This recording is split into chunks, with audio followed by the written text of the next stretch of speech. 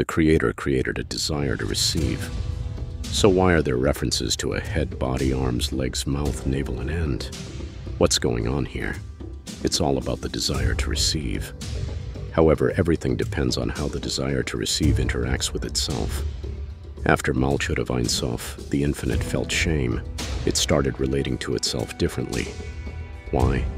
Because the shame separates it from itself, distancing it, making it loathe itself. If I hate myself because of a certain trait, I distance myself from that trait, wanting to separate from it, no longer wanting to be associated with it. So Malchut of Ein Sof began to split into two parts, I and who I am.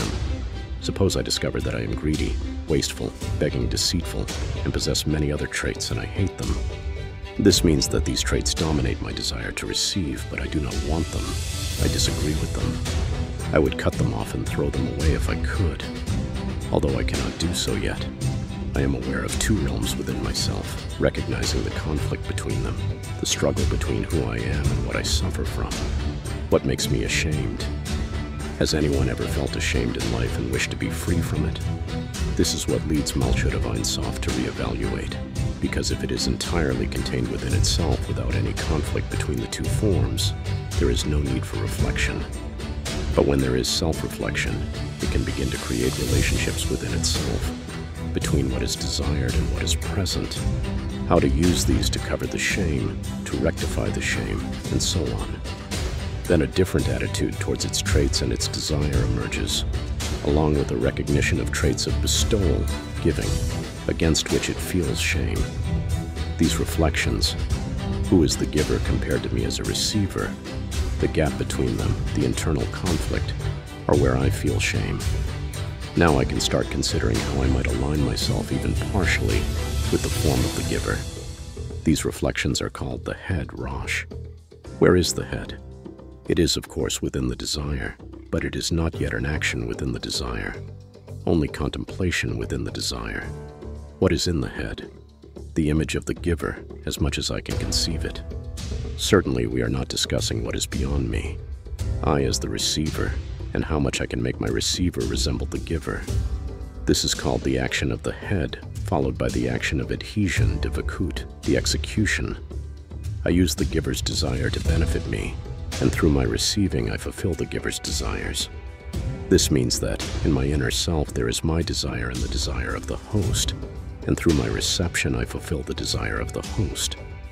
For me, the host becomes the receiver, and I must enjoy myself in such a way that he derives pleasure from my enjoyment. All of this happens within the parts of. In other words, we see that the head is composed of vessels that did not previously exist. Likewise, the inner part is not like the vessels that existed before. Therefore, it is said that Malchut expands from itself, as these are already different vessels, different calculations, desires, a different volume. The pleasures that are revealed are entirely different shared pleasures. I enjoy each bite because I feel how much pleasure the host derives from it, specifically from that bite. I take a little and taste, sensing what pleasure he now feels from me. And if I taste it and enjoy it, as much as I can in this way or more, I sense how and to what extent he derives pleasure from me. I have my own pleasures and his pleasures, and then I gauge how much I can endure, where my limit lies as I constantly measure with my head. Because in it our heart rejoices, and this is how I work. In other words, what is my inner self? It is not like the simple desire to receive that existed before the restriction. My inner self consists of my desires and the desires of the host, wherein I feel my pleasures and his pleasures, and thus we achieve adhesion. And naturally, when the vessels are seemingly doubled, mine and his, the light is exponentially greater than what would have been revealed in a mere desire to receive alone.